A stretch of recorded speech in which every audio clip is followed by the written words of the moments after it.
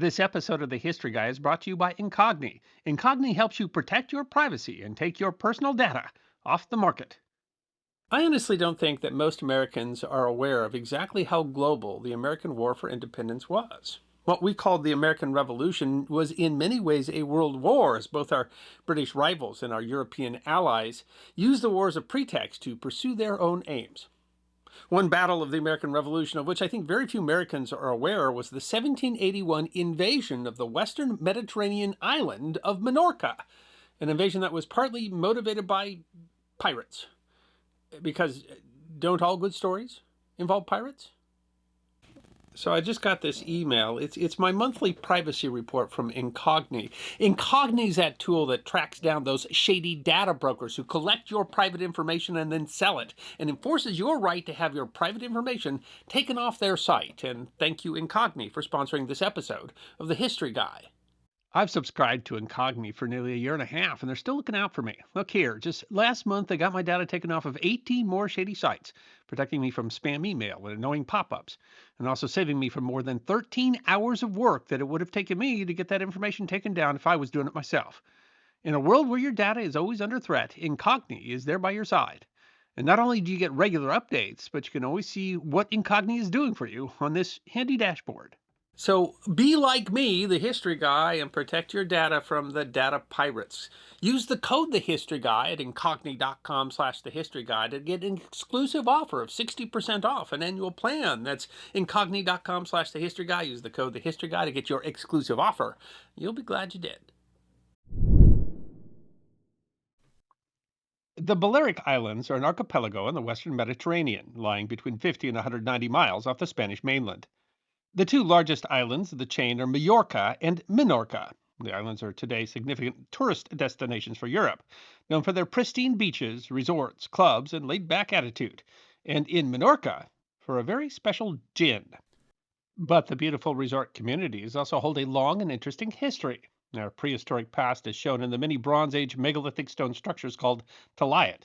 But the island's strategic location would lead to a great deal of conflict over the control of the islands, and a dizzying number of invasions, conquest, and rulers. The islands were occupied by Phoenicians and then Greeks. They were conquered by the Carthaginians in 205 BC and then by the Romans after the end of the Third Punic War in 123 BC, partly as a base to protect Roman shipping between Hispania and Rome from pirates. As Rome declined, the islands came under the control of the Byzantines and then the Vandals. In 903 AD, the islands were conquered by the Moors, becoming part of the Emirate of Cordoba in the Almohad Caliphate for nearly 4 centuries. They were conquered by James I, the Conqueror of Aragon, in 1229 as part of the Reconquista. In James' will, he split his kingdom, leaving the Balearic Islands to his son James II. Although considered a vassal state, Menorca remained a Muslim enclave. James II's nephew, Alfonso III of Aragon, then retook the islands from his uncle in an invasion in 1287, which included conquering Menorca and enslaving most of its Muslim population, returning it to Christian rule. The date of Alfonso's conquest, January 17th, 1228, is now celebrated as Menorca's National Day. But the islands were returned to James II as the Kingdom of Majorca in the Treaty of Anjani in 1295. Relations between the two kingdoms soured then under James's grandson, James III, and Peter IV of Aragon again invaded and recaptured the islands in 1344, although the kingdom technically remained now under a personal union with the Crown of Aragon. The islands faced frequent attacks by Barbary pirates of the Ottoman Empire in the 16th century, which enslaved much of the population and devastated its population centers. Things became no easier for the islands during the modern age. In 1701, war broke out over the succession to the throne of the Spanish Empire between the French Bourbons and the Austrian Habsburgs. Minorca was captured by a combined British-Dutch fleet in 1708, ostensibly on behalf of Austria, although Britain retained control over the island along with Gibraltar in the 1714 Treaty of Utrecht, which ended the War of the Spanish Succession. It was to serve the tastes of the British garrison that led Menorca to make and then develop their own unique variety of gin. Menorca was not involved in the War of Austrian Succession between 1740 and 1748, but that series of conflicts resulted in unresolved territorial disputes that would again draw Europe into war, and for the first time tie the fate of the western Mediterranean island with faraway North America. In 1754, conflict began in North America between Britain's North American colonies and the French, with both sides, including native allies. Called the French and Indian War, in 1756, Britain declared war against France, precipitating the 7 Years' War, which spread among colonial powers all over the world. While George Washington was fighting on the side of the British in the Mediterranean, the French set their sights on Minorca. The first major sea battle of the 7 Years' War was fought between French and British fleets off of Menorca in May of 1756, and the British commander, Admiral John Byng, commanding mostly outdated ships in poor repair, performed so badly that he was later convicted in a court martial of failing to do his utmost and executed by firing squad. Voltaire later commented that the English shoot an admiral from time to time to encourage the others. The British garrison on the island managed to hold out for another month in Fort St. Philip, and then the island fell again, this time to the French. The 18th century was just over halfway through, and Minorca had already changed hands from the Spanish to the British to the French. Now, if all this back and forth has been confusing, imagine what it was like for the people of Minorca. And there was still about a half a century left to go. The French held the island until 1763. The war ended in 1763 largely with a victory for the alliance of Britain and Prussia. The Treaty of Paris included a series of land swaps intended to resolve territorial disputes. Notably, France chose to keep its Caribbean possessions in exchange for New France. That is, they found sugar-producing islands to be more useful than Canada. But France also returned Minorca to the British. Spain had allied with France and wanted Gibraltar and Menorca back, but the British had taken their colonies in Havana and Manila, and Spain was forced to trade Spanish Florida to the British in exchange. They couldn't trade for Gibraltar and Menorca, but France traded them to Louisiana Territory west of the Mississippi River in exchange for their losses. At the end of the war, Britain had gained much power and territory, but like the Treaty of Utrecht, the Treaty of Paris failed to resolve all the territorial issues and certainly didn't settle old scores. The European powers rested and rearmed and waited for another opportunity for world war. And once again, it would start in North America and change the fortunes of Minorca. In many ways, the French and Indian War led directly to the War for American Independence. It was British efforts to recoup costs of the war that led to arguments over taxation.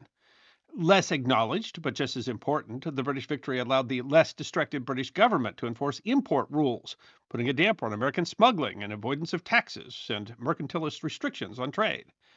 The American colonies had more confidence and military experience and were more willing to fight over trade and commerce. But when the tension spread into open conflict in 1775, there was little indication that the war would spread beyond North America. While Britain still had enemies, they were still recovering from the defeat not a decade before. Despite the efforts of Benjamin Franklin in Paris, the French were reluctant to go to war with England again and were neither financially nor militarily prepared. The shift really came with the American victory at Saratoga in 1777. The first surrender of a British army in the field showed that the British were not invincible.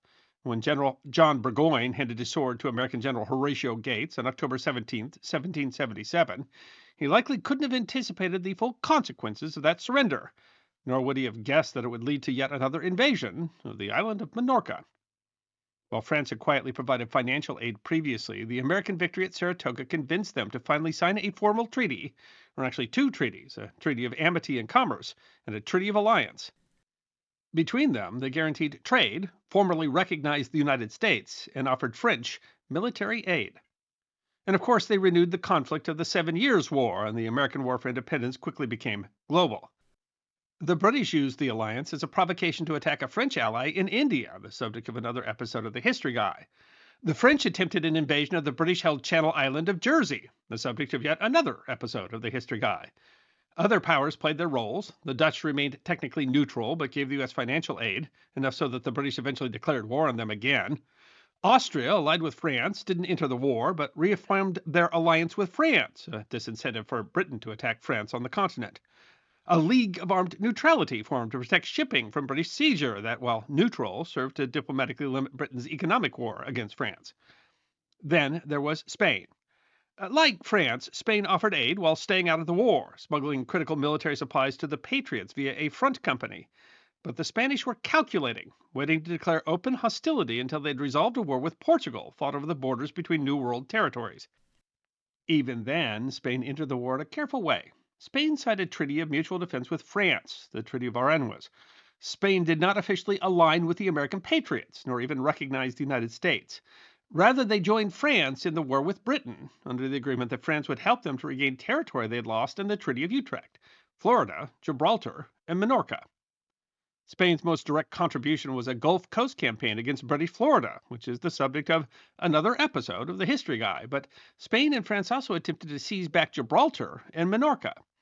They began with the siege of the British garrison at Gibraltar, which quickly bogged down. Knowing the siege there would be prolonged, the Spanish and their French allies realized that they would have to conduct their operation against Menorca while maintaining the siege of Gibraltar. The Governor General of Menorca at the time, General James Murray, had commanded troops in Canada during the French and Indian War, fighting alongside American colonials and aiding the British in their victory in that war that eventually led to the return of Menorca to British rule. Murray had moved the capital to the port town of Mayen, whose deepwater port was important for Royal Navy operations. The fort of St. Philip, originally a Spanish fort which had fallen during the French attack in 1756, guarded the entrance to the harbor and had been significantly strengthened. Murray had also issued letters of marque, allowing privateers, government-sanctioned pirates, to attack French and Spanish shipping in the Mediterranean, thus giving the Franco-Spanish alliance more incentive to take the island. The United States National Park Service writes of the port, the finest natural harbor in the Mediterranean. This large deepwater harbor could protect, behind its fearsome forts, the largest fleets of the time, and much like Florida, the island changed hands often. The attack was planned for August of 1781, only a month before the decisive Battle of Yorktown, a victory in which participation by the French and funding from the Spanish were critical. As Washington prepared to march his troops from New York to Virginia, his former enemies, now his allies, planned to attack his former ally, now his enemy, on an island some 4,000 miles away from American shores. The Spanish invasion fleet consisted of 51 troop carriers, moving 13,000 soldiers. The fleet was backed up by supply ships, hospital ships, bombardment ships, and 13 Navy vessels. The commander was a Frenchman in the employ of Spain, Don Louis Bertin de Lebras, Duc de Crillon. The Spanish fleet was later joined by 20 French warships, although the Allies made an effort to hide their intentions and destination from the British. Still, attempts at surprise failed, and the British spied the fleet before it could land troops. The size of the British garrison is unclear. British papers suggest that there were more than 5,000 troops on the island, but that apparently included a significant number of militia who didn't participate in the fighting. Murray himself reported having about 2,700 men, including some Hanoverian troops. In any case, the British besieged in the fortress were significantly outnumbered. The total number of Spanish and French troops might have been as many as 16,000. But the fortress was formidable, and a direct assault was too dangerous. The British were well supplied. The Spanish invested for a siege and set up batteries to bombard the fortress. In a sign of the difference of the rule, de Crillon quickly banished most foreign nationals from the island and expelled the island's population of around 500 Jews, giving them only 4 days' notice before shipping them off to France. To their credit, the British acquitted themselves well, given the disparity of numbers. They executed some successful sorties, and skilled use of artillery held off Spanish attempts to storm the fortress. According to the American Revolution podcast, de Crillon faced dissension in his own ranks, but also received reinforcements. Murray managed to get a message through via a Venetian merchant, but no British fleet was available to lift the siege. De Crillon attempted to bribe Murray, offering him reportedly 200,000 pesos, the equivalent of 1,000 pounds, and a high commission in the Spanish or French army, but Murray was offended. Notably, though, Murray had a falling out with his second in command, General Sir William Draper, over what was called an unfortunate incident. In the end, though, with no help or relief, the garrison suffered. Over time, lack of access to fresh food led to disease, the dreaded scurvy. The website of the Military Consortium of Menorca writes food became scarce, especially fresh vegetables, and the most reliable to combat scurvy. Gradually, British soldiers began to suffer from the disease. Murray wrote in a dispatch, the siege endured until 5 February 1782, when the garrison, worn out by the severity of their duties and dreadfully diminished by the fearful ravages of scurvy, were obliged to capitulate. They could no longer furnish men for the several posts. The necessary guards required 415 men, and on the night before the capitulation, only 660 were able to carry arms and could be mustered. Of those, no less than 560 were infected and would in all probability soon have been taken to the hospital. De Crillon allowed generous terms. The British were allowed to march with their arms before surrendering. They were held as prisoners of war only until transportation could be arranged to take them back to England.